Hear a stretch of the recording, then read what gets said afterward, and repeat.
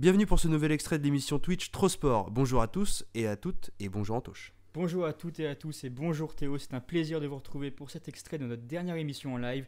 N'hésitez pas à réagir dans les commentaires de cette vidéo parce qu'évidemment on répond à tous les commentaires.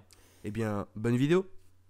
Qui était UFC Mexico un peu, puisqu'on avait aussi Alexa Grasso qui, elle, a fait match nul avec Valentina Shevchenko. Est-ce que tu veux revenir un peu dessus un peu ce combat un peu étrange et qui se termine un peu en eau de boudin, comme on dit.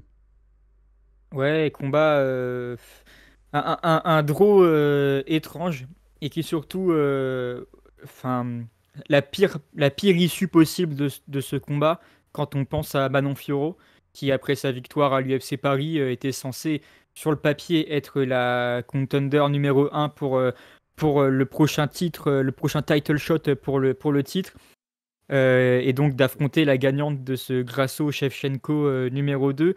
Donc le fait que ça se finisse sur un match nul, si on prend déjà d'abord que le résultat pur, c'est la pire option possible pour Manon parce que ça laisse la possibilité très forte d'un rematch entre Grasso et Shevchenko et donc de faire attendre Manon encore un certain temps, le temps que l'UFC book le rematch, que le rematch ait lieu, que ensuite la championne soit apte à combattre Manon.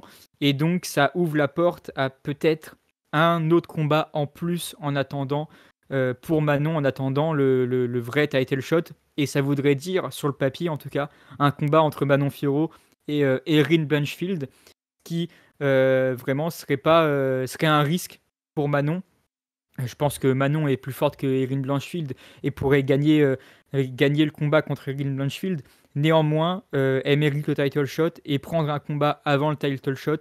Quand on est dans sa position à Manon, c'est toujours un gros risque parce qu'on ne sait pas ce qui peut se passer. On n'est pas à l'abri d'une défaite de Manon contre Erin Blanchfield et qui du coup viennent anéantir les rêves de titre.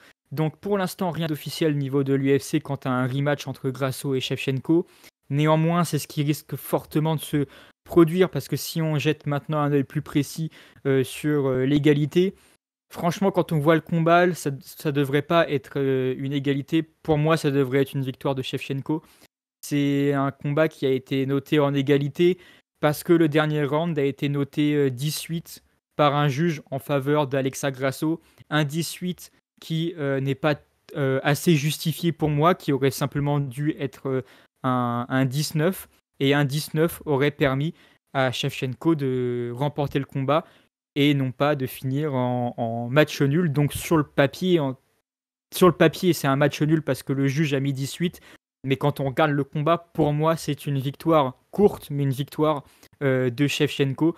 Ça aurait été évidemment triste pour Grasso, qui en plus était à domicile, mais ça aurait été mieux pour Manon Fiorot, qui aurait juste eu à attendre que Shevchenko se remette du combat pour ensuite avoir son combat qui, en plus, elle voulait que ça soit Shevchenko parce qu'elle se prépare depuis le début de sa carrière à affronter Shevchenko parce que c'est la championne incontestée c'est la figure de la division flyweight. Donc ça aurait été vraiment le scénario parfait pour Manon. Malheureusement, avec cette erreur de jugement finalement, comme on peut en avoir souvent à l'UFC, c'est un match nul.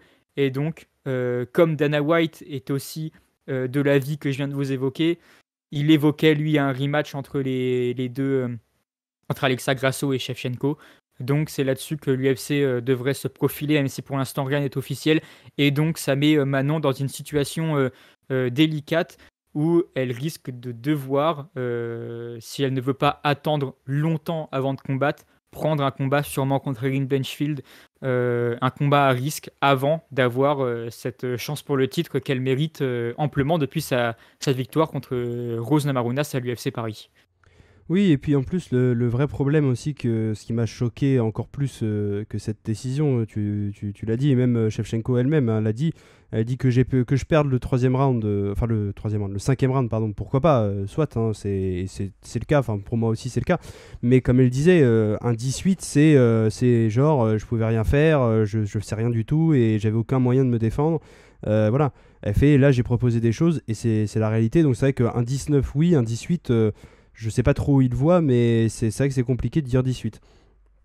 Donc c'est vrai que cette erreur d'arbitrage, mais un peu l'UFC, tu l'as dit, dans une situation particulière, parce que normalement c'était Shevchenko et ça aurait pu être en plus un troisième match, un troisième combat entre les deux, potentiel, justement une rematch avec Grasso qui a gagné, Shevchenko qui a gagné, et une espèce une trilogie qui aurait vraiment clôturé le débat.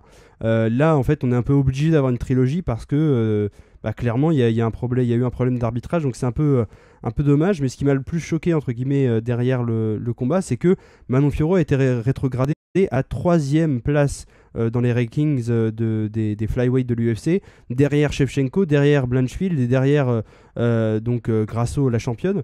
Mais voilà, le fait que, alors certes, Manon Fiorot, la dernière personne qu'elle a affrontée, c'est Rose Namajunas, et Yen Namajunas n'a jamais été rankée chez les flyweight. Donc certes, elle n'a pas affronté la première de la catégorie, etc. Mais elle était quand même première de la KT. Elle a gagné son dernier combat, on lui a mis une adversaire plus que sérieuse en face, elle l'a gagné avec la manière. Et on met Erin Blanchfield avant. Alors j'ai rien contre Erin Blanchfield en particulier, mais je trouve ça quand même un peu fort de café, comme on dit, que de mettre quelqu'un qui, que de rétrograder Manon, alors qu'elle a fait aucun faux pas réel, si ce n'est d'affronter la personne qu'on lui a mis en face, la légende qu'est Rose Namajunas, mais la légende des Bantam et pas des flyweight. Donc je sais pas trop quoi penser de tout ça, si ce n'est effectivement que, comme tu l'as dit, Dana White s'intéresse plus à un rematch, et il a raison, parce que le rematch, je pense, donnera s'il est bien arbitré, donnera une vraie vainqueur à cet affrontement, parce que dans les deux cas, bon, la première fois il n'y avait pas de discussion, c'était une soumission de la part de Grasso qui avait été plus qu'exceptionnelle sur ce combat-là, qui avait bien pris le dos et qui avait fait un magnifique rear naked choke, mais derrière, c'est vrai que là, on se dit que Shevchenko avait très bien géré son combat, comme elle avait fait la dernière fois d'ailleurs, avant de se faire avoir. Mais là, elle s'était pas fait avoir, elle avait bien géré son combat. Alors oui, elle n'avait pas dominé, et oui, c'était pas un 50-45 qu'il fallait donner à Valentina Shevchenko, mais c'est vrai que ce majority draw, il est pas forcément justifié. Donc à voir effectivement dans ce futur de cette division, mais ça serait quand même, pas très sympa de la part de l'UFC que de faire attendre Manon, en tout cas de lui donner Erin Blanchfield, comme tu l'as dit, avec le risque de défaite, ce qu'on ne souhaite pas à Manon, parce que clairement elle est excellente. Et il y a même un risque de victoire plutôt que de défaite, mais avec même un risque de blessure ou quoi que ce soit, sans forcément que ce soit une défaite, mais avec des risques qui peuvent avoir lieu, et qui peuvent se présenter, et un vrai problème derrière pour Manon face à la championne par la suite. Et c'est vrai que c'est un peu dommage qu'elle doive attendre aussi longtemps pour ce rematch, pour ce match pour le titre. Et puis aussi le fait qu'elle n'ait pas, en tout cas Alexa Grasso, en tout cas pas tout de suite Alexa Grasso en face d'elle. À voir et à suivre en tout cas dans cette actu UFC. Merci d'avoir regardé cette vidéo, on espère que vous avez apprécié le sujet et qu'il vous a fait réagir. Encore une fois, n'hésitez pas à vous abonner, à liker la vidéo et laisser un commentaire. On répond à tout le monde et ça nous fera très plaisir d'échanger avec vous. Encore mieux, vous pouvez passer avec nous pendant notre prochain live Twitch pour échanger en direct, et vous retrouverez toutes les informations utiles sur nos réseaux sociaux qui s'affichent à l'écran et en description, notamment Instagram et Twitter. Merci à tous et à bientôt sur nos chaînes Twitch et YouTube. A très vite sur Trosport.